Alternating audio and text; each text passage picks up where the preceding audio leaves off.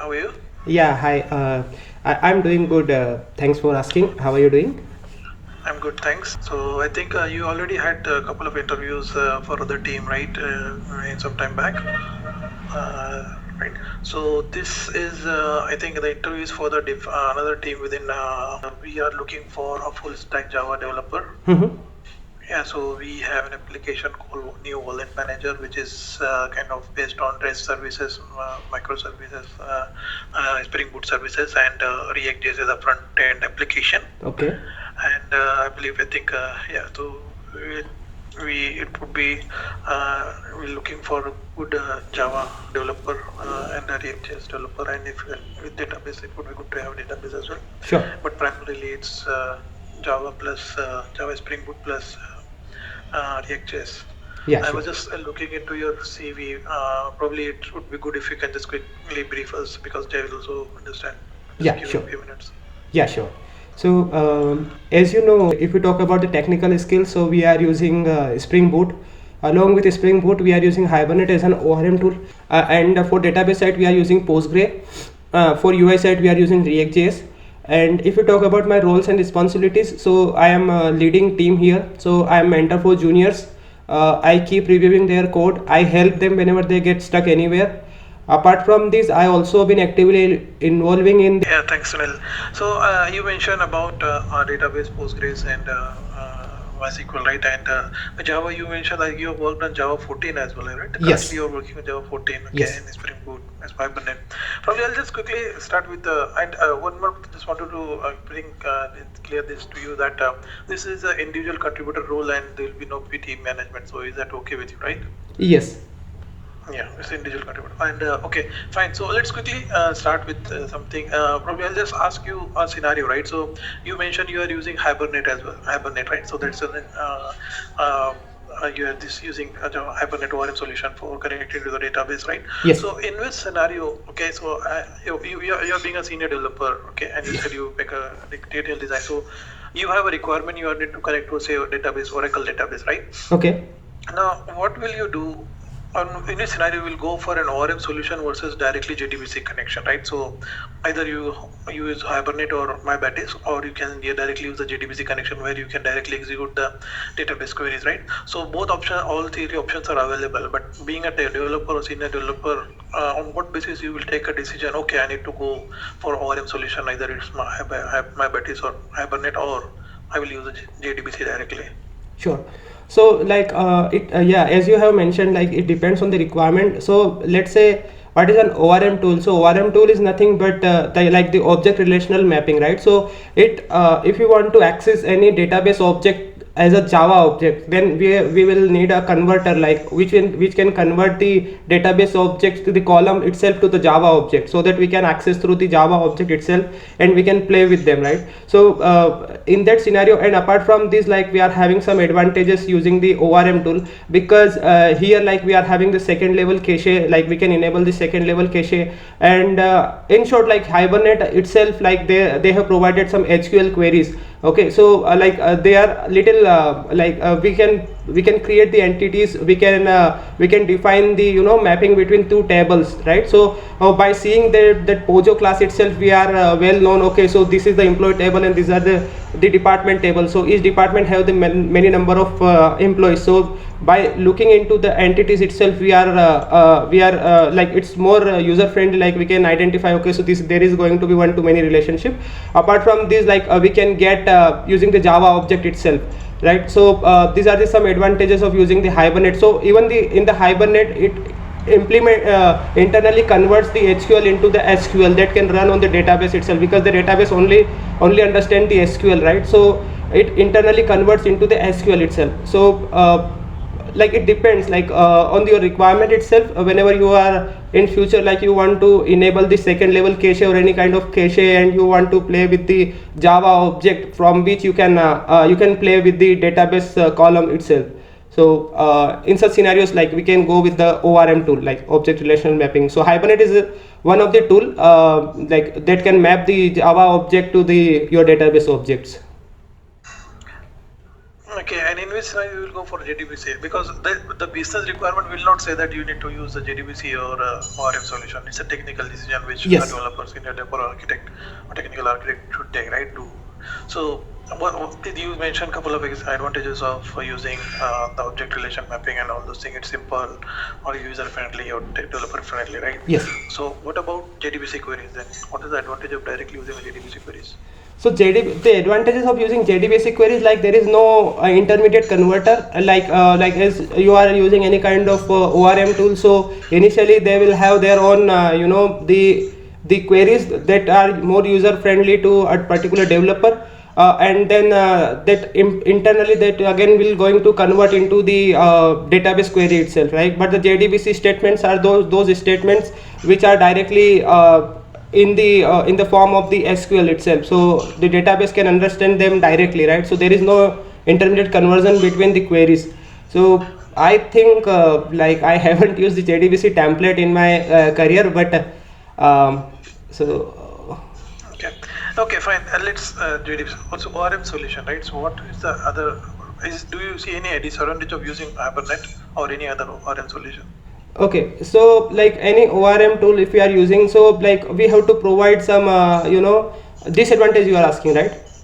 Yes. So for any kind of ORM tool and disadvantage, so the disadvantage can be one like it can be a lame example, but still like you should have the knowledge of like any kind of you are trying to add any kind of third dependency, right? So you should have the knowledge of using that. Like it might be possible like the configuration can be complex, like previously there were XML configuration, so many of them are preferring like Java configuration, or some of them are using the XML configuration. So whenever new joiners come, like the junior developers join any team, so it's little bit hard for them. Even it was for me to hard to understand the whole architecture of the Hibernate, because how it works, how it converts into this, and how the lazy and what is the eager. So it's a bit complex for the new joinee, right? So this is the one disadvantage. Apart from this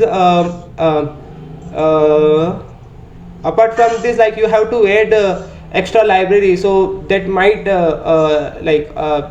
like there is a overhead of maintaining its version. Like in the Spring MVC you have to take care of the version itself, because whenever you are trying to add any kind of third library, then you need to worry about the version itself, because in the Spring Boot, like if once you have changed the boot parent version, then all the dependent will automatically change to its latest the according version, right? But in the Spring MVC we had to check for each child dependency whether it is compatible to the parent or not, right? So in that case, like the version can also be another disadvantage. And sorry to interrupt you, Sunil. That's fine. Okay, let's move back to Java 14, right? So you using Java 14. So which are the new feature of Java 14 you have been using in your project? So okay, so Java 14 we have recently migrated to Java 14 because we thought like we should use the latest version of Java 14. So like they have improved their exception messages itself, so they are more user friendly, or the developer friendly we can say. So let's say any kind of null pointer exception or any kind of exception is there in your log file, so it will give you more clear information about your exceptions. Okay, so this is the one advantages I have found. Apart from this, like we can use the lambda expression along with this switch statement, so we can have a variable and we can directly hold the value using the lambda expression itself. So these are some features like I have gone through in my project itself by using the Java 14. Okay, so so Java 8 also you have, so yes. One of the previous version Java 8? Yes, okay. Yes, previously version was Java 8 only. Okay, so any of the Java 8 feature you have used? Yeah, so Java 8 features almost like many of the features we are using. So like we are using stream APIs, we are using functional interfaces, even we are using the the datetime API we are using very frequently. We are using the double colon operator. Yeah, sorry.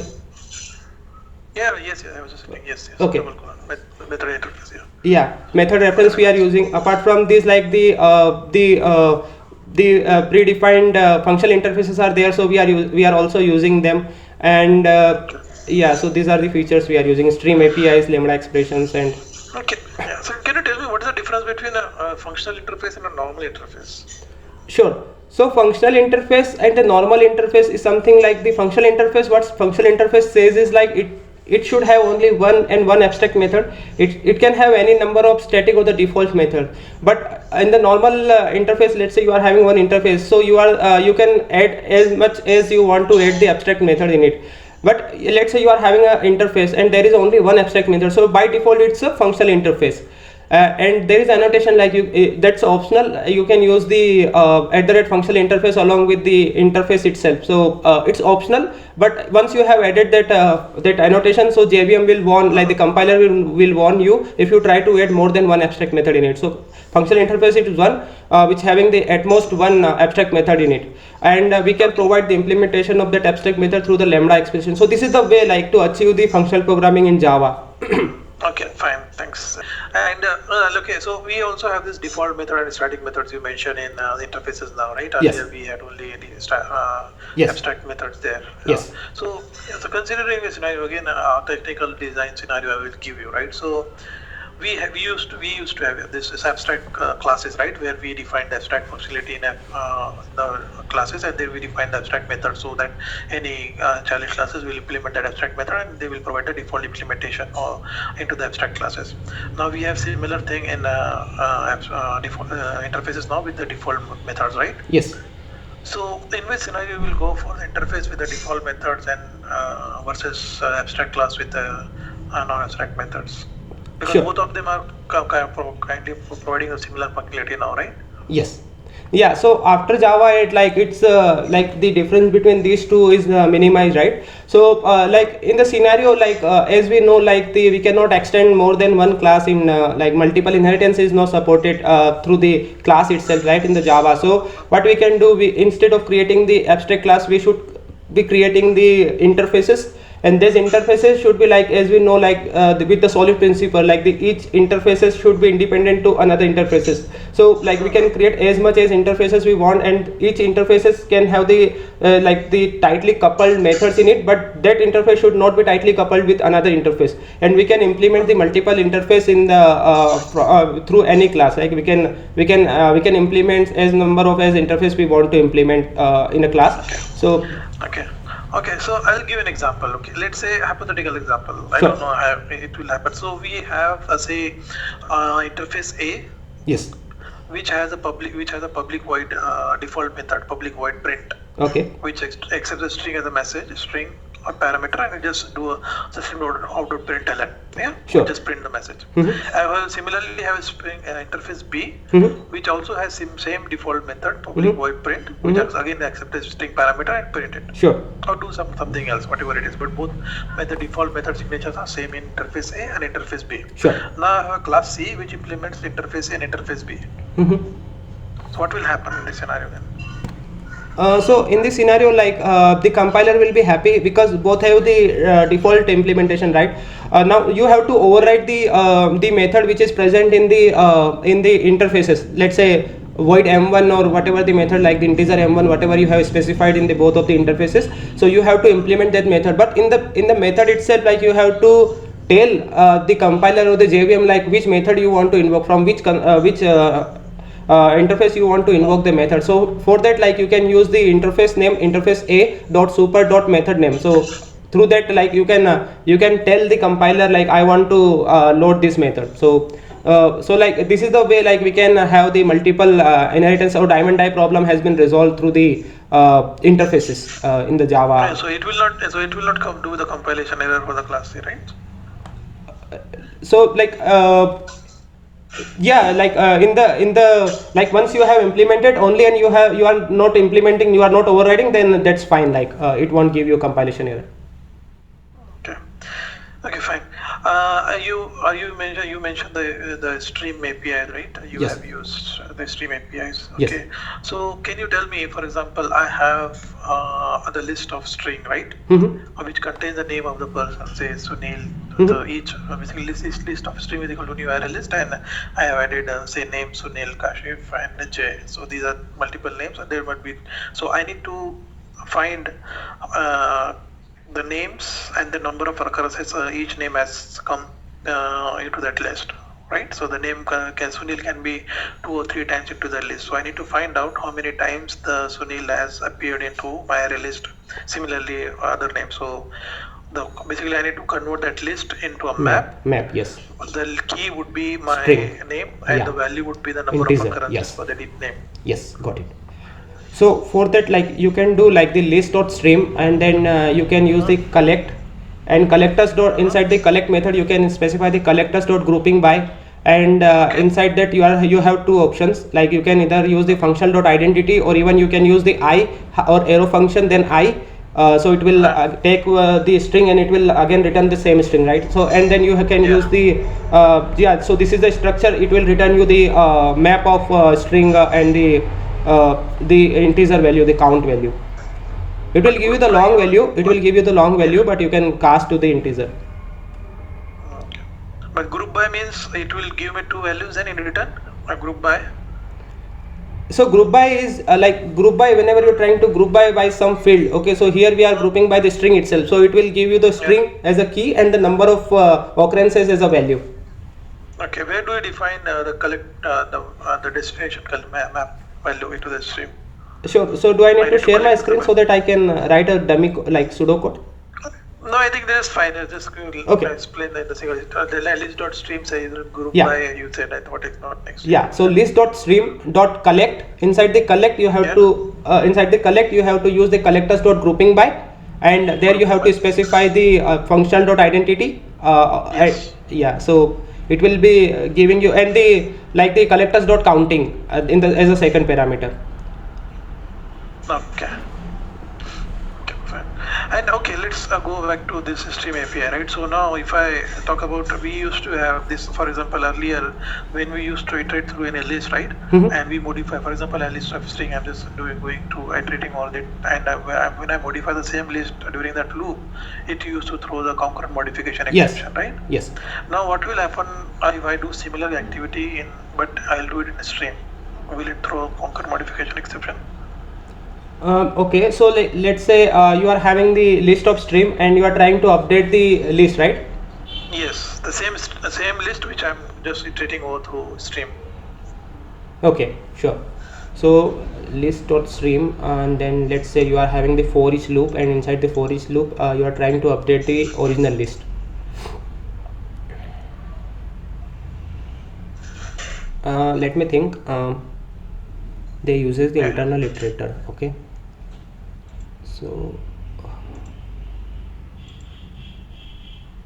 So you are not retraversing the stream, you are just opening the stream and you are just trying to update the same list. Yep. So the question is whether will it throw concurrent modification exception or not. Sure.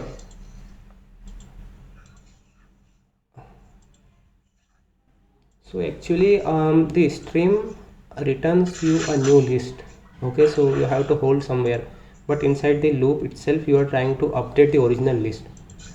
So let me tell you the signature, like you are trying to list.stream.forEach, and inside the forEach you are trying to update it, right? So in any way, like you are trying to update within the stream itself.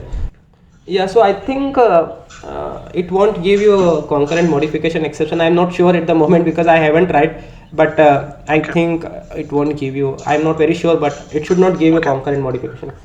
I have no problems, man. Okay, let's say are you aware of the difference between stream and parallel stream, because both options are available in the stream. So what's the difference between these two? So parallel stream is something like your task will be divided into the multiple independent threads, or the multiple tasks we can say, and they are divided into the chunks, and the chunks are independently work independently, and they combine to final result. So in the case where you are having the large number of lists, let's say the millions or billions of the lists, then you can use the parallel stream to split your task into a sub task, and then they will be merged to single list. So but how many subtasks we can create? Basically, how many parallel stream it will be created by default by the parallel stream? So sure. So Kasip, that totally depends on the number of cores you are having with your system itself. So let's say you are having the 4 core in your system. So the number of threads it totally depends on the cores you are available in your system. So let's say even in the multi-threaded environment, or even if you are using the executors, so whatever the number of threads you have specified, like the 100 of threads you have specified, they are useless, because you are having the 4 threads that can, you have 4 cores that can run simultaneously, right? So there can be 4 threads that can utilize the core, because there can be only 1 thread per core. So let's say it doesn't matter like how much threads you are have specified, it totally depends on the number of cores you are having with your hardware itself. Okay, but yeah, but in ideal scenario, okay, because not, for example, if you're running your process on one of the machine, right, it runs your window, whatever the operating system it Yes. has, the daemon processes, right, Okay. some other processes and your processes. So anyways, even if you provide the, if say it's a 4 core, so it's not guaranteed that it will run at the same time 4, because other Correct. processes also will Correct. require the CPU, right? Yes. Okay, that's fine. That is okay. But we can customize this. We can increase those, or we can change the size from the 4. Say it's a 4. We can define custom size as well. Like, can we do that for the parallel stream? For example, executor framework, we can define 16 thread or 8 thread or 10 thread, whichever Yes. thread on that we think will be possible. So for the parallel stream, can we do that? Okay. For the parallel stream, I haven't seen like, or I haven't encountered such kind of situation where I have specified a number of threads to be used by the parallel stream. So I'm not sure on that. Yeah, but in the actuators, like in the executors, like we can specify, there are 4 methods and we can specify the number of threads. So whenever your code runs on the different machine and they are available, then they will be used by the your system, your application itself. But I'm not very sure about the parallel stream. So this is actually a good question, but I'm not sure. I haven't seen any method in it. Yeah. Okay, no problem. Okay, let me go back to the executor framework, right? So, Mhm. okay, so what's the advantage of executor framework versus directly using the thread class, or extending a thread class, or implementing the enables for that? So like let's say, let me give you a quick example. Let's say your request comes in. Okay, in the request, like there is a method which is being called by that request. So in the business logic, you are creating the number of threads, like by extending thread class or implementing the enable interface. So each time your request will come, each time your threads will come, will create it, right? So creating a thread, it's not an easy task. Like it is time consuming. Again, it will check the number of cores available, and accordingly it will create your thread for you. But in the executors, like what we are doing, like we are creating the thread pool in advance. So whenever your application gets up, so we are having the ready pool of the threads, so we do not need to create them again and again. So it will be like, performance will be a little faster, because you don't need to worry about the creation of the thread at the runtime, because you are handy. Okay. You are having the handy. Yes. Understood. Okay, can you tell me how this thread pool works in this scenario, right? So I have created a thread. So normally, for example, when we create thread, we need to provide the run method implementation for this, right? Mm-hmm. Mm-hmm. So that and once the run method completes, the thread dies, right? Yes. So how do you keep this, basically how this thread executor framework, or how this thread pool keeps the thread active? For example, it take say, so I have a thread pool running, right? And it takes a job. Once job is finished, it goes back to the thread pool. It doesn't die. Yes. Do you think how it has been implemented in this for example, a given thread? Yes, actually, they might have used the queue or the priority queue as an implementation. So let's No, say, that's for the task. Well, that's for the task, right? yes. That's for the task. I'm talking about the thread lifecycle. So thread is when we call the start, it goes, basically it actually starts and it's in running state, right? Yes. Yeah, but in a part of thread pool, once the run method completes, thread dies, right? So Yes. basically it performs one task and it dies. Yes. That's a life, start and running and then dead. Yes. Now, but in the thread pool, a thread pool is continuously running. So we have the number of threads which are in the pool. I need to assign a task. It will do the task and come back to the thread pool. Yes. So how it is handled in a thread executor framework on this thread pool, that instead of after completing the task, the thread, instead of dying thread, it will go back to the thread pool. Okay. Okay. Sure. Sure. So your question is clear to me. Like once a thread completes its execution, like how it again going to a thread pool. Okay. So how it is going? So for that, like you have to use the new case thread pool, so that your previously created thread can be reused. But for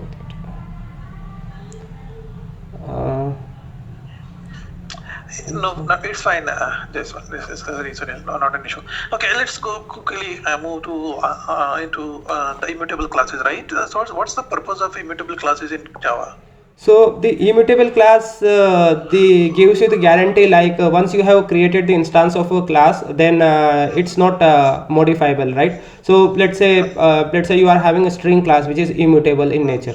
So every time you create the instance, create the object, you try to update it, it will result into the new string itself. So and it also have the thread safety. So you are sure about, like, once you have created the instance, so it's not going to modify.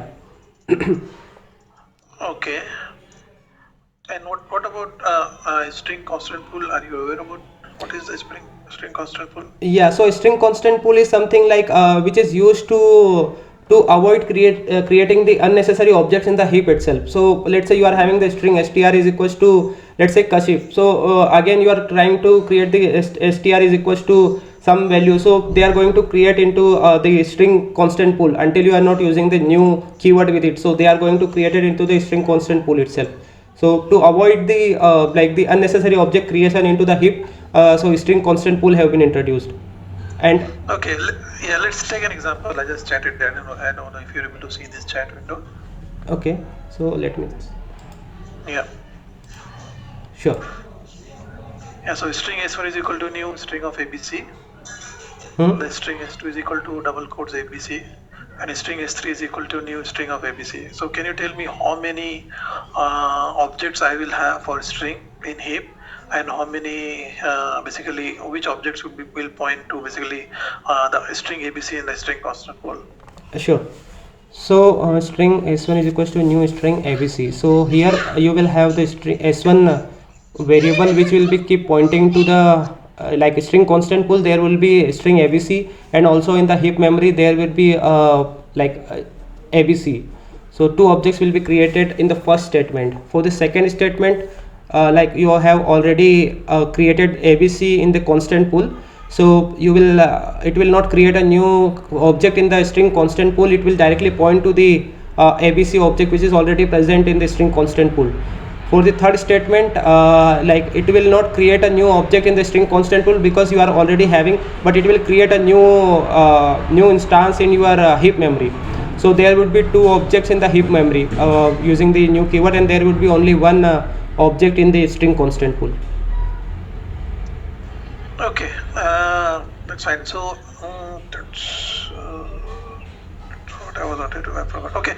So this string constant pool is part of heap memory or some other memory in JVM. So like in the JVM, like I think after Java 1.8, they have done something related to string constant pool. Okay, I'll just rephrase my question. Can you just explain me the Java memory model? Yeah, sure. So in the Java memory, like we are having the memory is divided into some parts. Like we are having the method area, then we are having the heap memory, then we are having the program counter registers, then we are having the native memory. So the string so the method area is used like whenever we are trying to we are having the objects which are referring to the objects which are created into the heap memory, or all the results. Like if you are using the recursion, so you are having the intermediate result, so is there it will keep the address of that instruction. And the native memory is used for the for using your native. If you are having the native method, then you can use the native like method itself. Okay, let me ask one more question. So we have you must have this Java out of memory exception, right? So there are two types of out of memory exception. One is a heap size and one is a perm jump space. What's the difference between these two? Okay, so like the perm jump space is also known as the method area itself. So like in the perm jump space, like since Java 1.8 it has been removed. Okay, so like what they have done, like the perm jump area used to hold the static variables, and apart from these all the references to the heap memory which is present in the heap. So the reference to the heap memory, they will be placed into the your method area. So like they have perm jump space. Now they have removed the perm jump space and they have merged these to the heap memory itself, and they have introduced the one new like method like meta space, I think. So that is new added by the in the Java 1.8 version.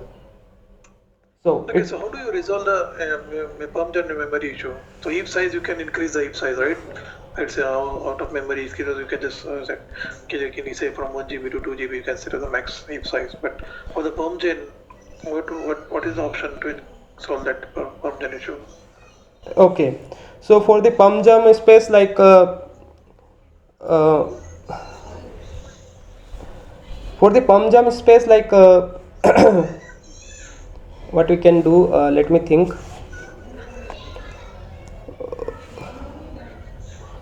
So I think in the JVM, I think I have encountered this issue in my previous organization. So there was some property in the XML configuration itself. There is in the JVM, right? So there we have to specify in the JDK itself, like we have to. There is some, I'm not very sure about the key for that key value pair, but there is some key for which the value, initial memory is assigned, so we can increase that memory, I think. Okay. Okay, fine. Thanks. Okay, so have you worked on the REST services? Yes. Okay, so what's the advantage? And what are you aware of the SOAP service as well, or not? No, we are using RESTful web services only.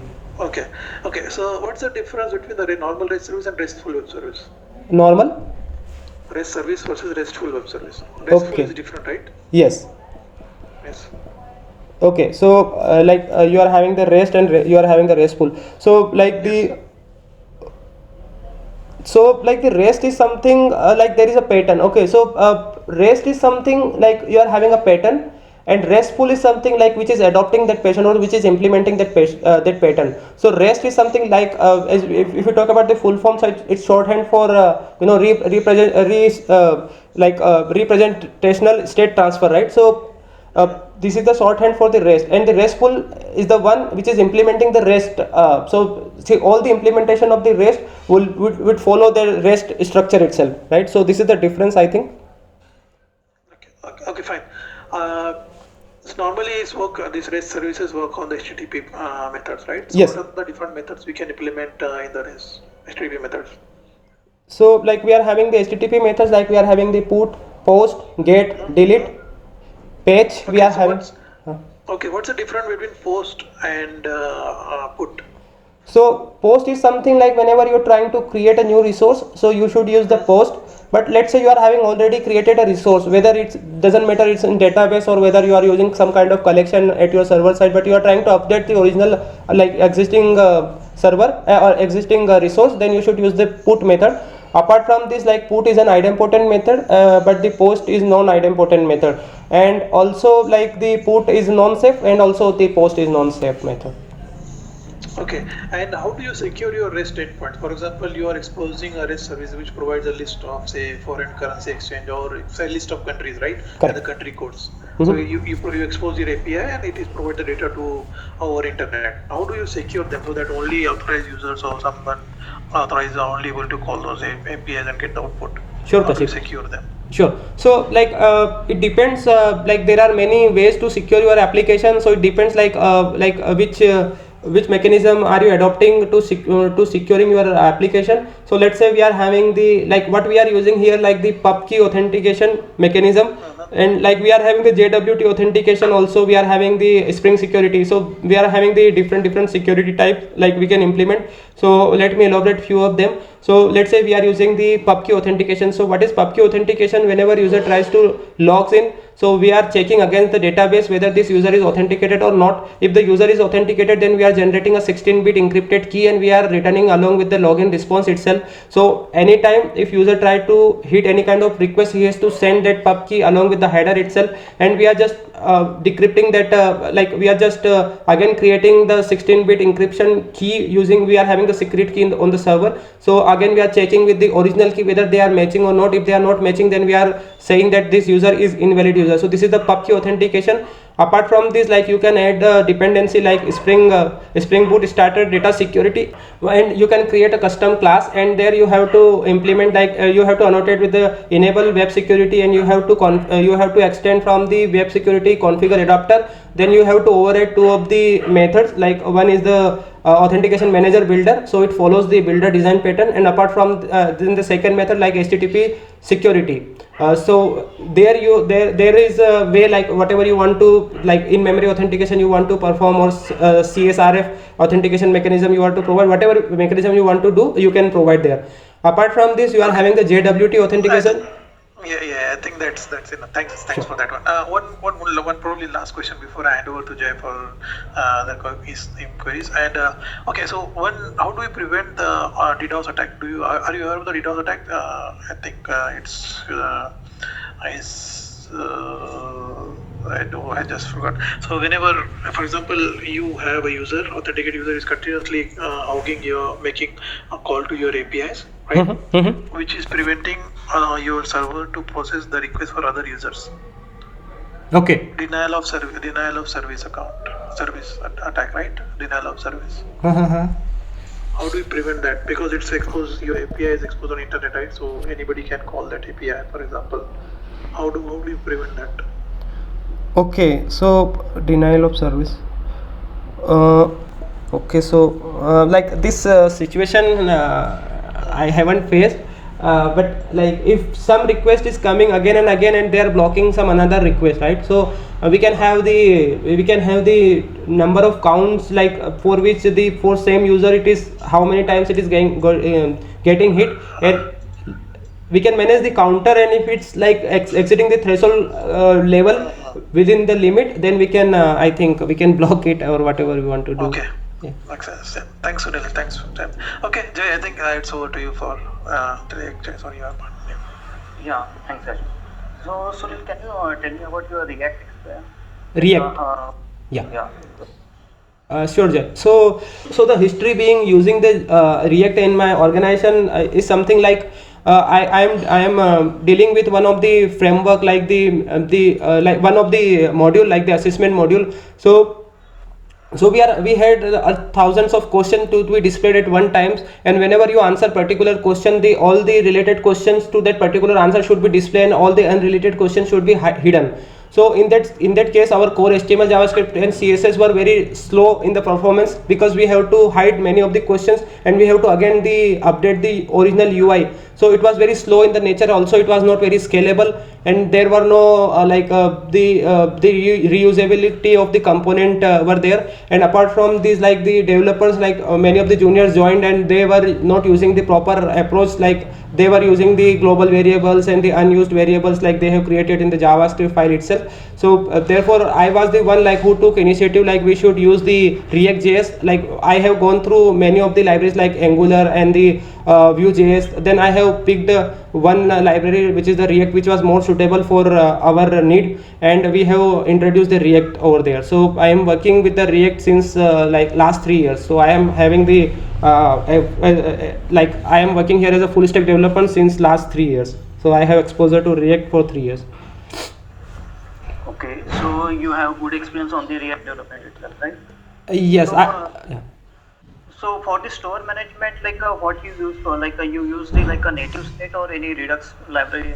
So initially, Jay, like let me very frank towards you. Like initially, I was very actively involving in the converting our whole application into the React. Later on, like there was a requirement for the backend side, so we have hired some of the UI experts, and they were continuously using the React. But now still, I have good knowledge of the React.js. So for as your question, like what we are using. So initially, we were using the Redux for the storing the like for the props drilling, but later on we have decided like the context API which was provided by the React itself. So we have used the context API instead of the React. We have dropped the Redux, but I have pretty much good exposure to Redux also, like how the reducer works, what is action. So I know everything, but we have dropped the Redux and we were using the context API.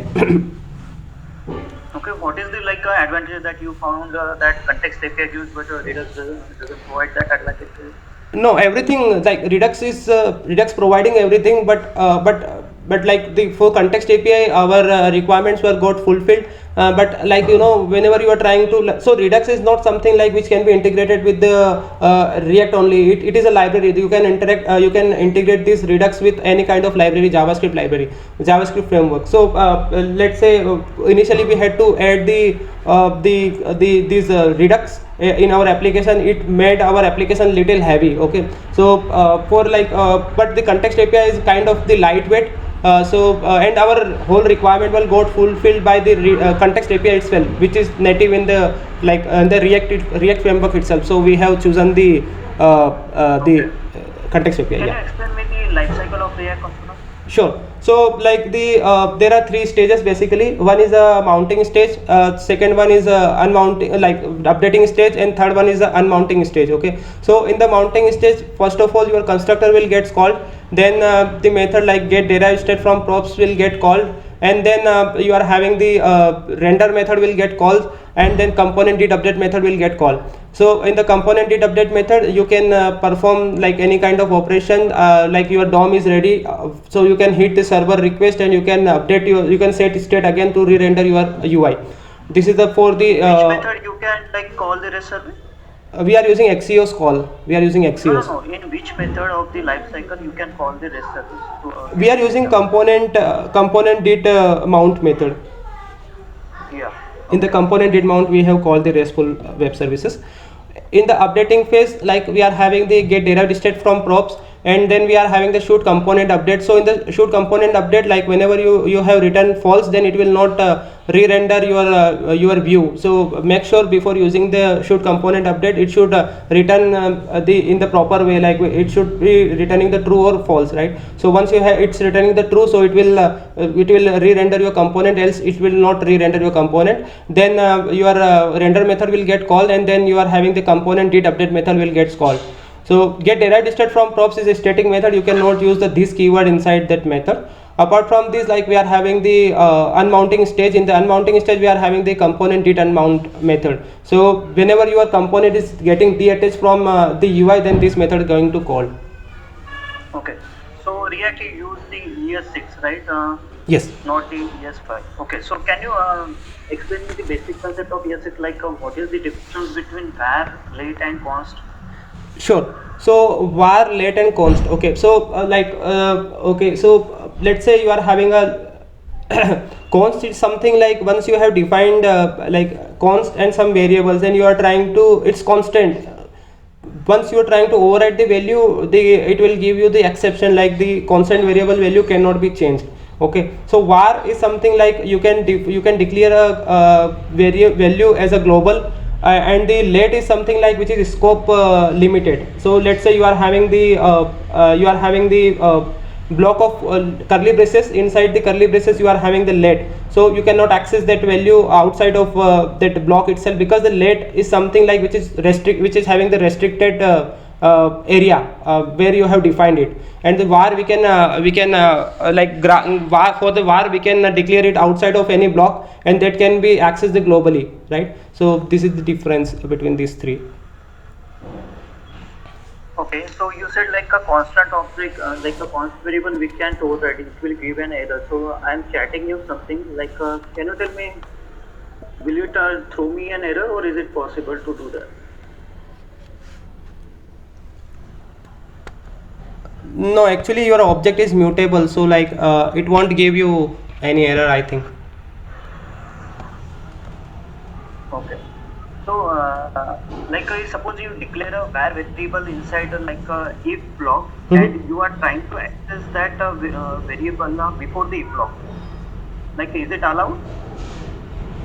Before if block, like outside of if block you are trying to access the before the if block, if you are trying to access the variable before declaring it, will it throw an error? Will it throw will it compile and give you an error? What will happen? Okay.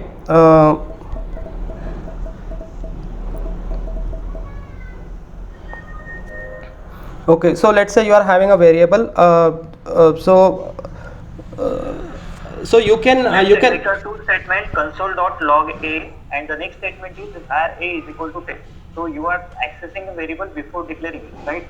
Yes. So yeah, in JavaScript you can use the variable like before declaring it. So I don't think it will give you any kind of exception.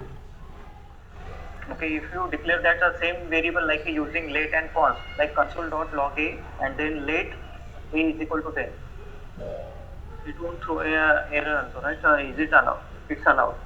Yes, I think we can. Yeah, I have read somewhere, and I think like we can use JavaScript variable like before declaring it. So I think we can. It should not give you any kind of Are you exception. aware about the concept of variable hoisting?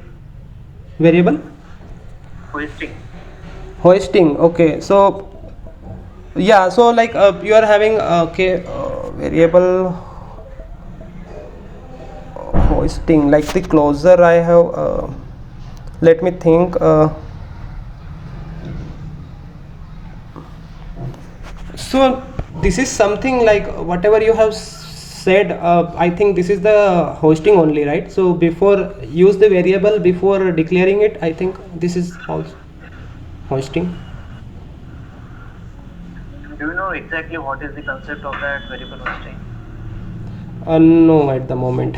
Okay, no problem. Can you explain like the basic flow of React component like with the Redux structure, like with the Redux framework? So what is the like life cycle of that component and what is the flow of that component? So for the component like using the Redux. So Redux is something like Basically, Redux works like basically how Redux works with React. okay, so Redux is something like the store management like we can use for, let's say you are having the like you are having the nested components, and you want to send some kind of like you want to do the props drilling. So let's say you have the grandchild component, and you want to pass some kind of information from the current component itself. So you have to pass that value to all the child components, like, but you don't want to do this. You want to have a centralized store where you have to update the state, and all the components which are using that state should be get updated, right? So in that case we can use the Redux over there. But if you talk about the life cycle of the Redux, so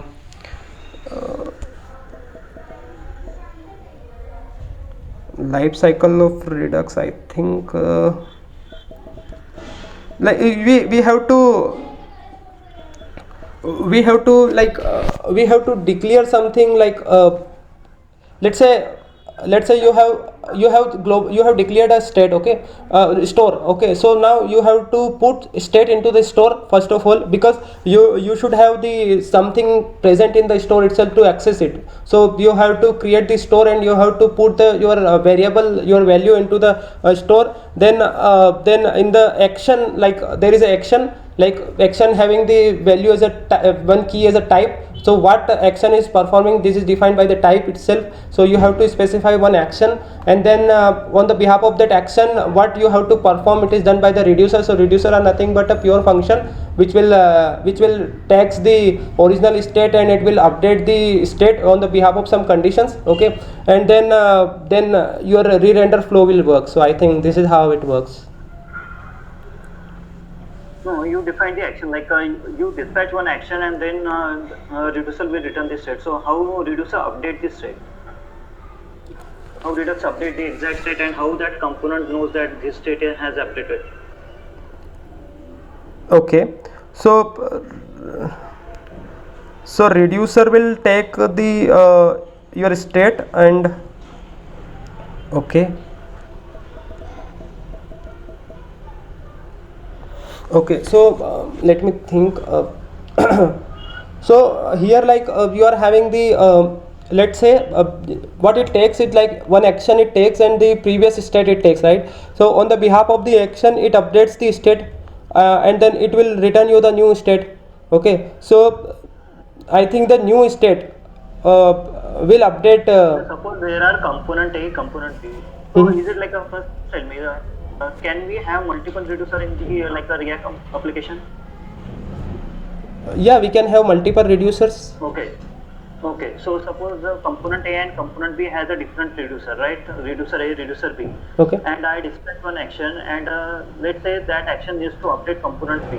So how component B will know that this needs to be updated? I think it will look for the change in the state. I am not very sure because Okay, no problem. so because in the store itself we are trying to update, so all the listeners to that particular store, the value will get updated there. So all the components which are listening to that store will get updated, I think. Okay, so let's say suppose there are like a clock component which has a hour component, minute component, and a second component, right? Mm-hmm. So how will you design that component structure? Like, will you add like all three into the single component, or any like do you like distinguish between any particular component? How will you design this component structure for the clock, hour, minute, and second? So let's say you are having can you please come again? You are having three components. No. I just want a onto the UI. I just want a clock, like which has an hour, minute, and second. Okay. As a React, you will follow the component structure, right? Yes. So how will you design this? Like, how will you design basic clock in React? Okay. So for the timer, like you want to display some kind of timer on the UIs, is it? Yes. Okay. So you are asking like whether you will create the three components, one for hour, one for second, and one for minute, Yeah, right? basically, how will you follow the design for the React? If someone asks you to develop a timer into the React, how will you go ahead? Okay. So for the timer, like we have to, I think we should use the set timeout somewhere, and we have to set the state in each second so that it will update the UI in each second, and we can get the current timestamp in the JavaScript itself, and we can display, I think. That's the logic of defining the time. That's understood. But how will you design the React component? Okay. Okay, so how I will design a component. So initially what we can do, like so this is like so you are asking me how I can. So let's say I will have a component did mount method. Okay, so in the component did mount method, once my component is ready, then I can use it. Okay, so here like I will have the latest okay, in the component did update method I can get the current time and I can display it. No, that's the logic part. So I'm asking about the design part. As a senior developer, you suppose if a bigger project, some task is a bigger, so some junior developer or anyone before starting anything, you will first think about how will you design this component, right? Yes. Before the logic. So I'm asking that part only. Okay, sure. So in that scenario, like how will I think? Okay, so I will think like whether we can go with the class based component or the functional component. Okay, then I will analyze the functionality itself. Like we have to display the timer, so do I need to create the sub components, or my single component will be like enough to create a particular. Just tell me that, will it be okay you need to create a sub component, or will it be okay to do a single component? Just tell me that. So I'm just asking that part only. So with the single component itself will be enough to create the timer functionality. Single component will be enough. Yes. Okay, do you know higher order component? What is the higher order component in there? Yeah, so HOC is something like so you want to wrap something with another component. So you want to, let's say I have used the higher order component also. So there I had to wrap particular component to the another component, and that component was totally reusable because in my application there is a dashboard, and there are some cards which I have to display. For that card I had used the HOC itself, but that is okay. But can you just explain me the concept of higher order component? Okay, so the higher order component, like these components are something like I know about them, like they are pure function, one thing, and Higher order component is not a pure. okay, but it's something like whenever you are trying to reuse some components. Okay, so basically you said that you take the decision moving into the React, right, for your project, Uh-huh. right? So on which criteria you choose React over the native vanilla HTML and JavaScript? Sure. So, like the React, like first of all, we had to create some reusable components. Apart from these, like as we know, like the React is something like which is focused on the view part more. Like we are having the Angular, so Angular more focuses on the like it's complete MVC framework, so it's heavy. But the React is something like which is lightweight, and it is mainly focusing on the view part itself. And we were worrying about the performance of the UI. So there is a your virtual DOM concept in the React itself. So we have picked up the React. Okay, exactly. I wanted to come to that point only. So like virtual DOM, right? Yes. So what like the basic advantage that React offers using the virtual DOM or the Angular or any other framework? Yes. So you are asking what is virtual DOM? No. What is the advantage that React offers that uses using virtual DOM Okay. or the Angular and the other framework? Okay. What is the basic advantage of virtual DOM? Okay, so like the advantages of virtual DOM is something like it has created the copy of your original DOM. Okay, now whenever any updates is finds, it will compare with the your DOM itself, and if anything difference is find, then it will re-render those part of the updated part only. Okay, now there are many advantages. Okay, so yeah. So the renders the updated part of it. So on to my question to the clock, you said that one component will be enough for rendering the time component, right? So the second will change every second, but minute and hours won't change like every second. So you said that one component will be enough. So what is the advantage of using React then if you are using the one component for the clock? For the every second you are rendering the whole thing, right?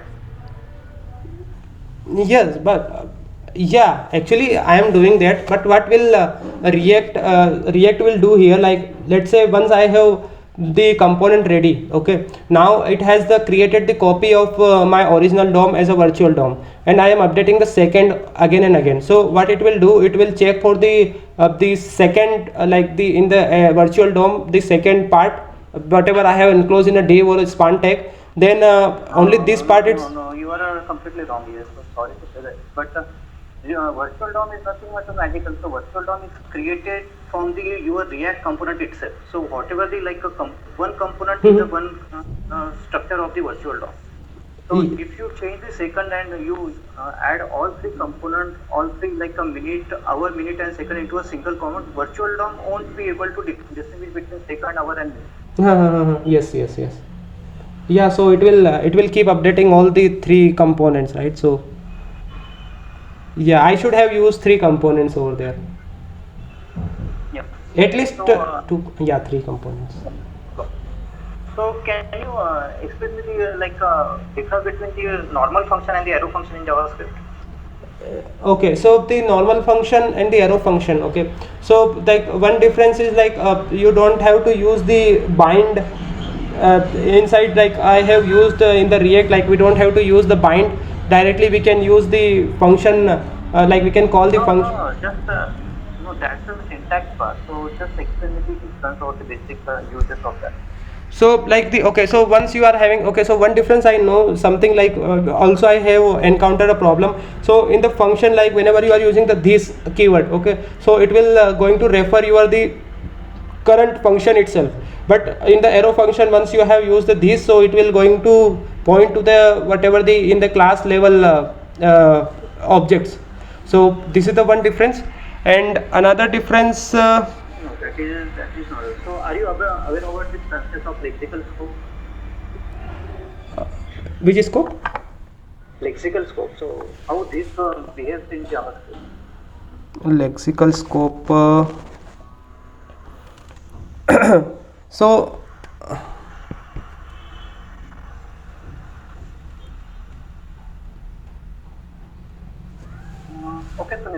problem.